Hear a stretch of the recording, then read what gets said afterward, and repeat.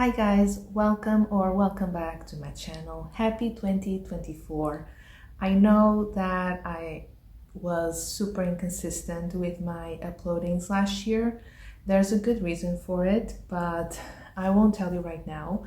You'll know in a few weeks, but yeah, it's for a good cause and we are very happy, and that's the reason why I was not very active on booktube or on Instagram for that matter.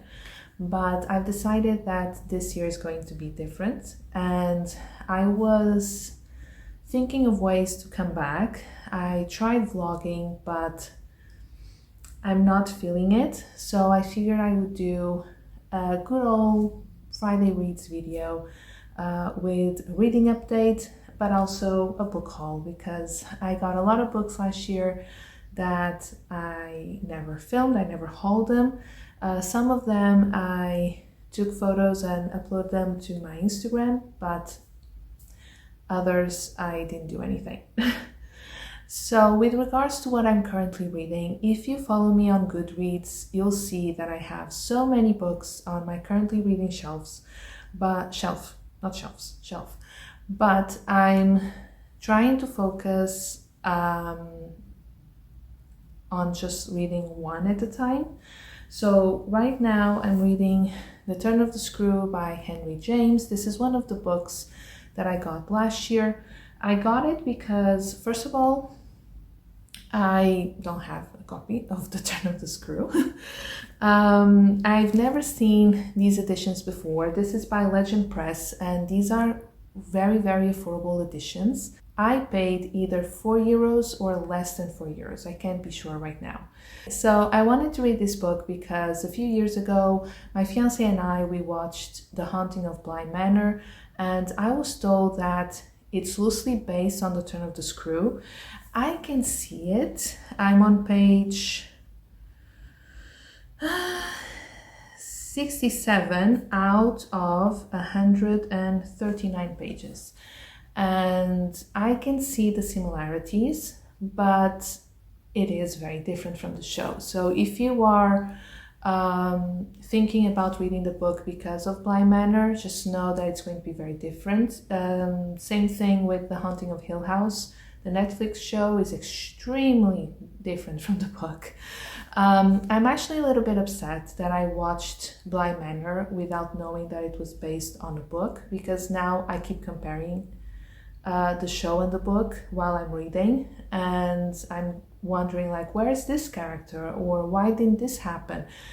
And I just don't like doing that, so it's a bit upsetting, but I'm going to finish the book.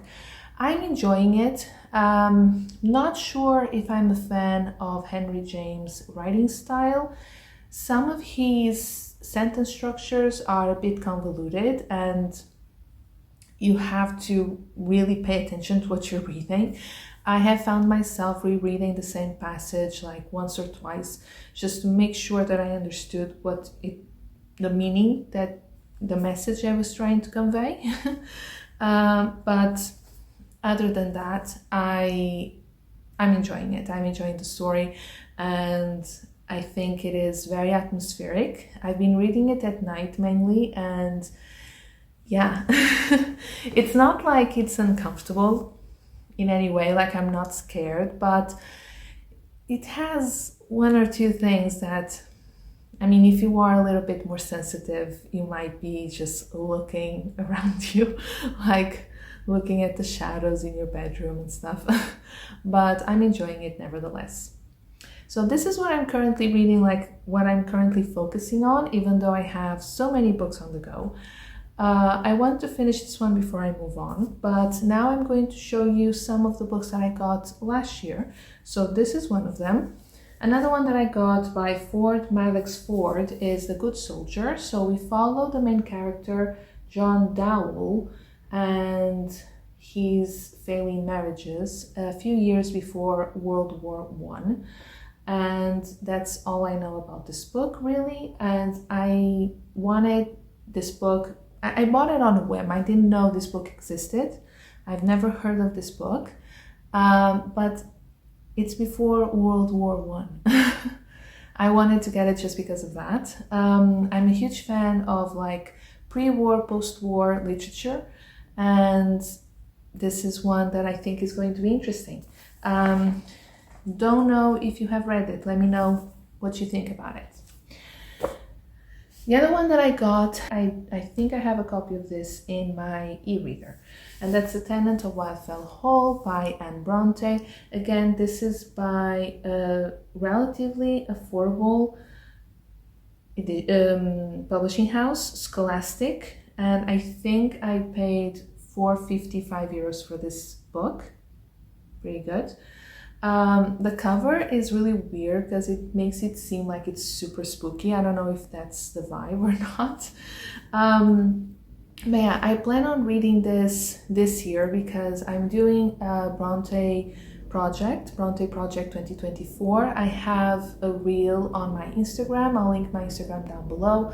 I'm going to read all the books by the Brontë sisters in order of publication. So I'm starting with Agnes Grey, Jane Eyre, Wuthering Heights, and then I think it's The Tenant of Wildfell Hall, Shirley Villette, is that how you say it? And The Professor, if I'm not mistaken. And I'm excited about this one because I've read Agnes Grey. It is one of my favorite classics of all time. I love Anne Brontë. I think she was exceptional, and I feel so bad that she didn't have the opportunity to write more. So I'm very excited about this book. Another one that I got is by John Grisham. You know that I love John Grisham. And this is the only hardcover that I have because this was so cheap. It was on sale, I think 70% off, and that's Sooley, not sure. Don't know anything about this book. I honestly only bought it because it's John Grisham. I'm going to be perfectly honest. We don't have a blurb here. We only have like some quotes from newspapers, praise for John Grisham, and I don't know. Okay, it says over here, I'm going to read it to you.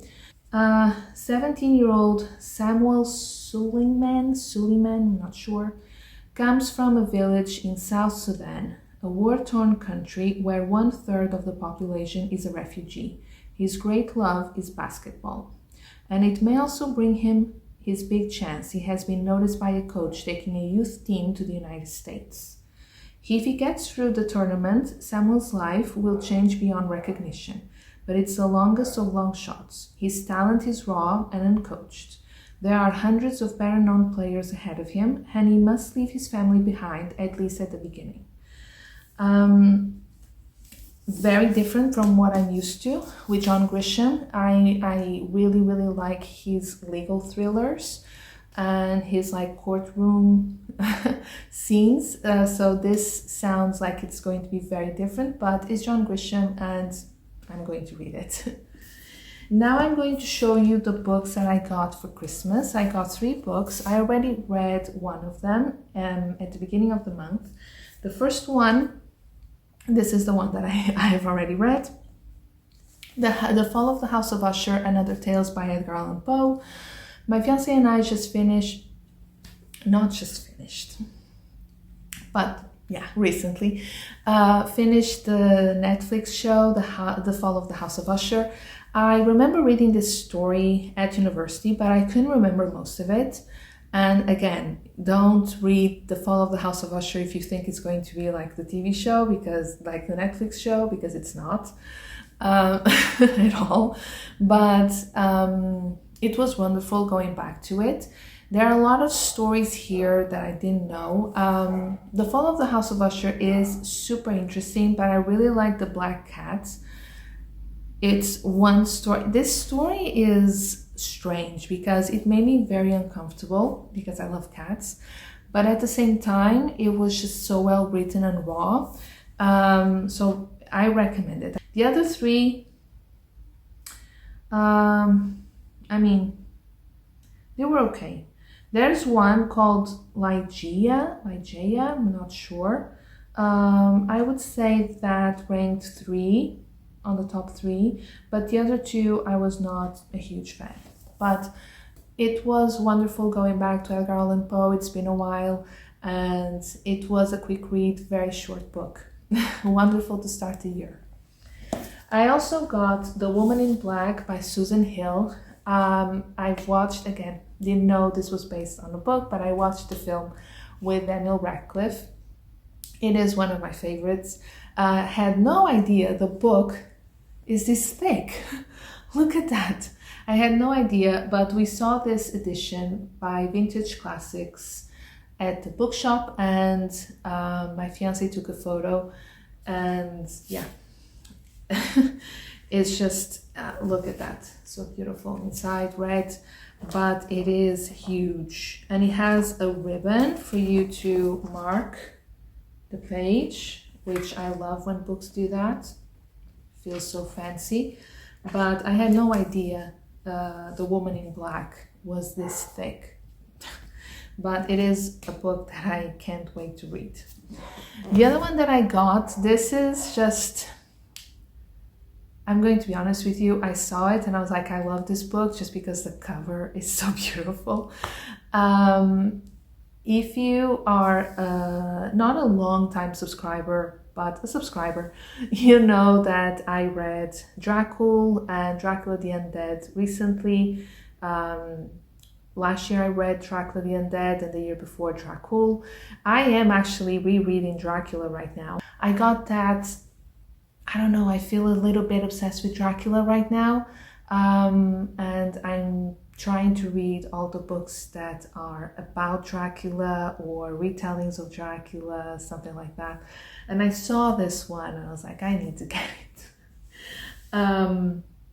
This is Anno Dracula by Ken Newman. Look at this cover. I am that person. I have bought a toothpaste that I didn't need, and it was from a brand that I don't use, but the packaging was so beautiful.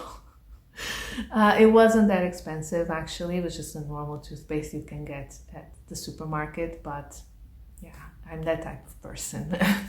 It's shiny, and I love this cover. Look at this. Just make sure that it was correct. It's lovely, it's wonderful. And inside, it's beautiful. This is beautiful. It also has the ribbon to mark the page, little thread, but I love it. And this is a bit weird because, first of all, I had no idea this is part of a series. So I think a day or two after Christmas, I was looking at like non-spoilery reviews for this book, just to make, not to read them actually, just to see if people know about this book, because I had no idea this existed. And I found out that this is part of a series, like this is the first book in a series. And I told my fiance, like, if I like this book, you're gonna have to get me all the others. But I'm going to read you the blurb. This sounds very entertaining. It is 1888, and Queen Victoria has remarried, taking as her new consort the prince infamously known as Count Dracula.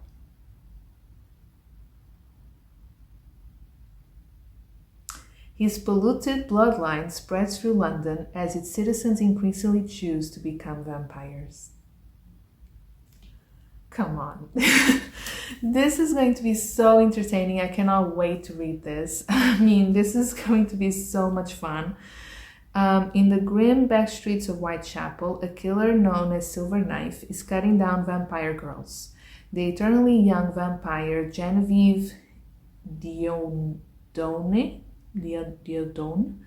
and Charles Beauregard of the Diogenes Club are drawn together as they both hunt the sadistic killer, bringing them ever closer to England's most bloodthirsty ruler yet. So basically, we are in a world in which Count Dracula lived and married Queen Victoria. I'm here for it. I think this is going to be super, super entertaining. And I had no idea that this book existed, had no idea that there's like the whole series. And oh, my copy is actually signed by the author. I'm gonna show you. It is. Let me know if you have read Anno Dracula and what are your thoughts. I'm not expecting this to be like anything like the book, the original Dracula by Bram Stoker. I don't expect anything like that, but I'm sure this is entertaining. It has to be. I think it's going to be wonderful. So that's it for me. I really hope you enjoyed this video, and I want to thank you for sticking around. And I've noticed that I've gained a few new subscribers, so I'm really excited, and I hope you enjoyed my channel.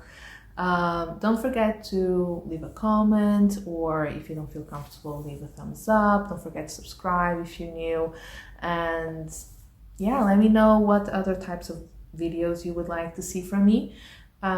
Right now, sit down type of video is the best in my situation. I think it's what I'm most comfortable with, but yeah, let me know if you have any ideas, and I'll talk to you very, very soon. Bye.